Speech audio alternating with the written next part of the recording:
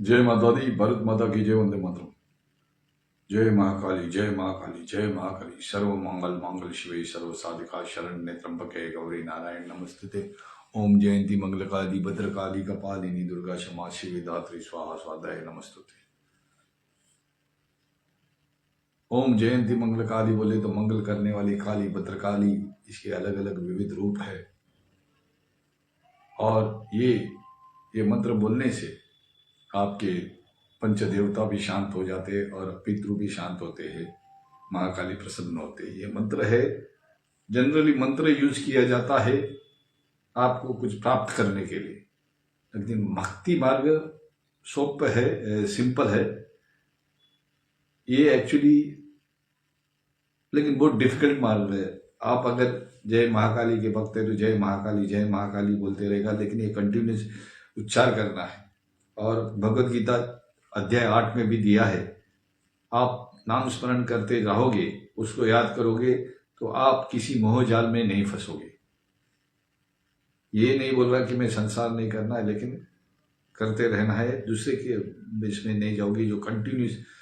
लेकिन ये मार्ग, भक्ति मार्ग एक्चुअली कुछ पाने के लिए नहीं, ये पूरे भगवान को सरेंडर करना रहता है। आप उसको शरणागति रहना है, जैसे मैं काली चरण दास है, काली के चरणों में रहने वाला दास हो और उसका आज्ञा का पालन करता हूँ। जो सच्चा भक्त है वो अपना कर्म करता है और उस पर छोड़ देता है। लेकिन भक्ति मार्ग वाले को लोग इतना इजीली नहीं लेते, इनको डिफरेंट समझते हैं। अगर आप साइंटिस्ट को देखोगे और रिसर्च करते रहोगे तो आप उसको समझोगे ये अलग है, ये पागल है, थोड़ा साइको है करके। ऐसा नहीं, वो actually is head of time और उसकी सोच अलग है। जैसे एक आइजैक न्यूटन का बोलूंगा, आइजैक न्यूटन के ऊपर एप्पल गिरा और एप्पल गिरने के बाद उसके ऊपर वो पेड़ के नीचे जब उसके ऊपर संशोधन करना, उसने लॉ ऑफ ग्रेविटी निकाला, तो अपनी दुनिया में मस्त रहता है। तो भक्ति मार्ग रहते हैं, ये कभी कभी फैमिली में एक्सेप्ट नहीं होते, लोग कभी कभी इनको अलग रहते हैं। Because you know sages and scientist, sages and seers are actually the scientist. Sant Tukaram भी एक साइंटिस्ट ही था, उसने अलग अलग बीज खोज किए हैं। किसी को मांगता है तो ऑर्डिनरी कॉइन को सोना बना के दिया, तो उनके पास एक विज्ञान रहता है, क्योंकि spiritual science is also a science. और ये इतना क्यों डिस्कस, क्योंकि ये जब भक्ति मार्ग में रहते हैं तो सपोज काली माँ के आप सबसे बड़ी मंत्रवादी है, सबसे बड़ी शक्ति है, परम देवी है, परमेश्वरी है, ये सुप्रीम एनर्जी है, इसलिए इसको आदि शक्ति बोलते हैं। और यही सबको शक्ति प्रदान करती है, क्योंकि आपने सुना होगा शिव बिना शक्ति क्या है, शव है। तो वैसे शक्ति के बिना कुछ नहीं चलता है। आपने सुना होगा हर गाड़ी में भी पावर स्टीयरिंग, मतलब पावर वाली स्टीयरिंग है। हर पावर का शब्द है इलेक्ट्रिक पावर। मैं पहले भी बोला था, इलेक्ट्रिक पावर है या मसल पावर है, स्टीम पावर है, सोलर पावर है, सब ये पावर से कनेक्टेड रहता है। जो पानी आपके घर पे आता है वो डैम से आता है, और सॉरी इलेक्ट्रिक जो डैम है, डैम से जो पानी है उसके ऊपर जनरेटर फिक्स करते हैं और फिर उससे अपने को इलेक्ट्रिक पावर घर पे आता है। तो बिना पावर कुछ नहीं है। फिर आपने विंड एनर्जी सुना रहेगा, मतलब विंड मिल, जो पंखे के, जो हवा की दिशा में पंखा घूमता है और फिर उससे वो इलेक्ट्रिक पावर जनरेट करता है। तो पावर सृष्टि में है, पावर निसर्ग में है। और मैं निसर्ग में जाके ध्यान करता हूं और मुझे अलग अलग अनुभव आते हैं और अलग अलग ज्ञान आते हैं, जो आपको शायद समझ में नहीं आएंगे। आपको लगेगा मैं एबनॉर्मल, क्योंकि मैं अपने तंद्री में रहता हूं।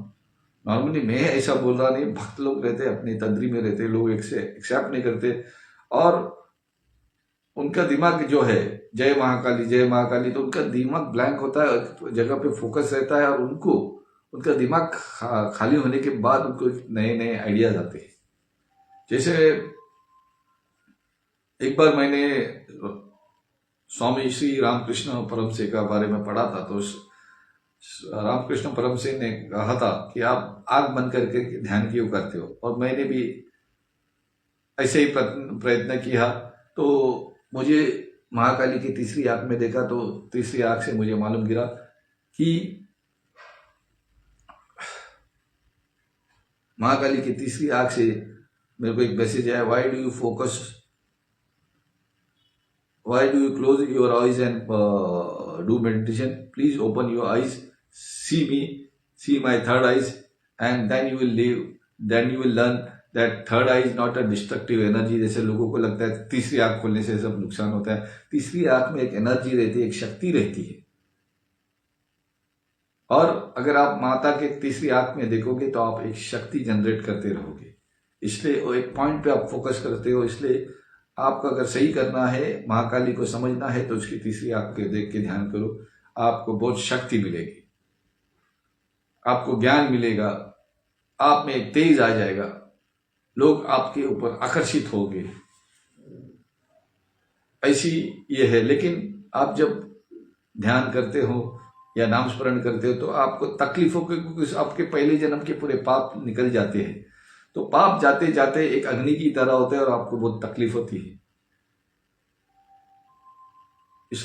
लेकिन आपको अगर ये जन्म मरण से निकलना है तो आपको जय महाकाली कंटिन्यूस, जब आप सुबह उठते हो तो जय महाकाली, नाश्ता करते हो तो जय महाकाली करके खाना है, दोपहर का खाना भी जय महाकाली बोल के खाना है, ताकि आपको एक अच्छा मार्गदर्शन मिले, आपको जीवन की दिशा। लेकिन उसको आपको पूर्ण विश्वास रखना है और सरेंडर करना है। आपको तकलीफों का सामना भी बहुत करना पड़ेगा, कभी कभी लोग को आप अलग लगेंगे, शायद आपको फैमिली को आप अलग लगेंगे, शायद आपकी बातें एक्सेप्ट नहीं करते, बिकॉज वो बातें एबनॉर्मल रहती जो लोगों को नहीं समझती। और बहुत चैलेंजेस, बिकॉज भगवान आपका टेस्ट करता है कि भाई ये गिव अप करता है कि नहीं, क्योंकि अगर कुछ बड़ा है, क्योंकि भक्ति मार्ग बहुत सबसे बड़ा है, क्योंकि आपको लोग मरने के बाद भी याद करते हैं। कभी कभी तो आपको अंत तक गाली देते हैं, फिर मरने के बाद बोलते हैं अच्छा है, कभी कभी गुमनामी में भी मर जाते हैं। तो भक्ति मार्ग इतना क्योंकि आप जब सरेंडर है तो आपके पहले जन्म का पाप को नलीफाई होता है, ये आपके पाप क्लियर होते रहते हैं। इसलिए मैं बोलूंगा कि आप जय महाकाली, आप ये सोच के मत करो कि आपको सिद्धि मिलेगी, ये नहीं, आप उनको सरेंडर करो, सिद्धि मिलना है तो सिद्धि। लेकिन स्वामी विवेकानंद जी जो माता के भक्त थे, तो रामकृष्ण परमहंस जी ने बोला मैं आपको सिद्धि देता हूं, तो बोले नहीं, सिद्धि से घमंड आता है।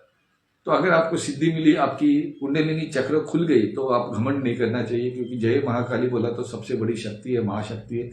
तो आप जय महाकाली बोलेंगे तो आपकी कुंडलिनी चक्र खुल जाएगी, और जो आप में इतनी शक्ति आएगी, आप जो सोचोगे वो मिलेगा, और आपके जीवन में चमत्कार आएगा।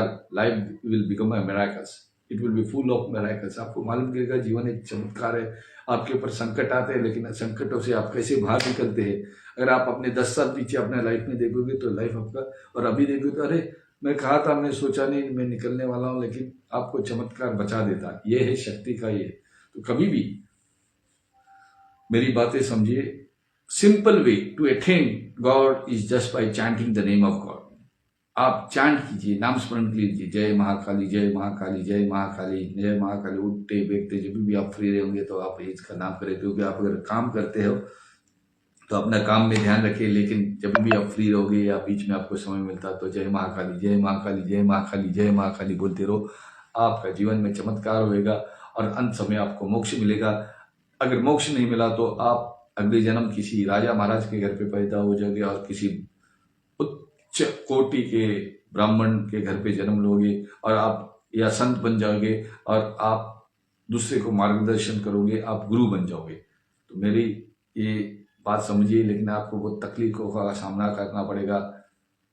आपके ऊपर विविध प्रकार के जो बुरी शक्ति है आपको तकलीफ देने की कोशिश करेंगे। इसी बुरी शक्ति की वजह से भगवान माता आपको टेस्ट करेगी। आप देखेंगे कि आप सही में इसके भक्ति के पात्र हो। एक को मैं बोला भाई ये नाम स्मरण की जो शक्ति है ये बहुत अच्छी है, लेकिन ये आदमी की तकलीफ भी देती है, क्योंकि उसका जाते जाते वक्त जो पूरे पाप निकल जाते रहते तो तकलीफ देखी जाती है। तो बोला नहीं भाई फिर मैं नहीं करना चाहिए, ऐसा नहीं। भक्ति बोला तो सरेंडर है।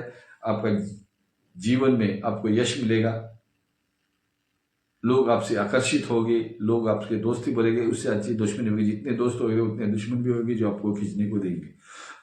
तो कृपया लेकिन ये मार्ग को मत छोड़िए, आधे में मत छोड़िए, ये जीवन को सुधारिए।